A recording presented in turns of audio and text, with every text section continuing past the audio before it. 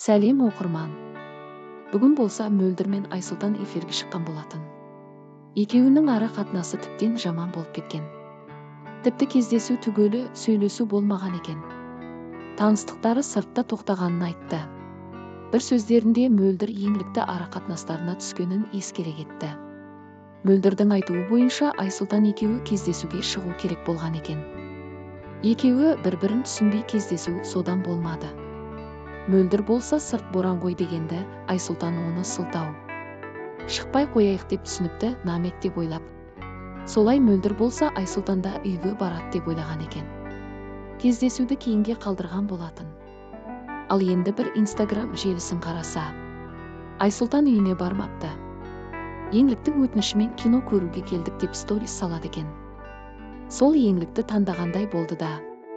Соған ренжіп Мөлдір таныстықтың әрі қарай жалғасын көрмейтінін айтты. Тоқ етерін айтсақ екеуі бір-бірін тек түсінбей қалды. Жақсы сөйлессе келістіруге де болатын еді ғой. Екеуінің мінезі қырсық, бір-бірінің сөздерін жібермейді. Еңлік болса айтқаны, біз Айсұлтан екеуіміз бірге оңашада болған жоқпыз. 12 қатысушы болып барғанбыз деді киноға. Және де Мөлдірді де қасымызға шақыр деген сөздері де болыпты. Соңында таныстық тоқтады. Айсұлтан Мөлдірді жібермейтіндей ештеңе дей алмады. Солай, сіз қалай ойлайсыз, кімдікі дұрыс, кімдікі бұрыс? Және де пікірлерді оқып көрейік. Адам сияқты қоштаса да алмады ғой, қалай осы жерде жақсы сөздер айтып мүмкіндік сұрап алып еді. Қолындағысын көтерісіп шығарып салса болар еді ғой. Мен неше рет жазғамын. Мөлдір өте ақылды қыз, тұрмыс құруға әбден дайын. Ал Айсұлтанға келсек, оның жігіттік жиілігі басылмаған.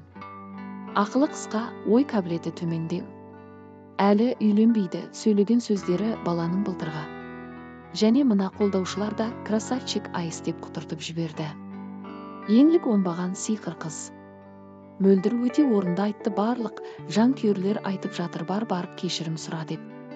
Айсұлтан бармай орындыққа жабысып қалдың. Енді не болды, бәрібір сүймейді екен де, дейді оқырмандар.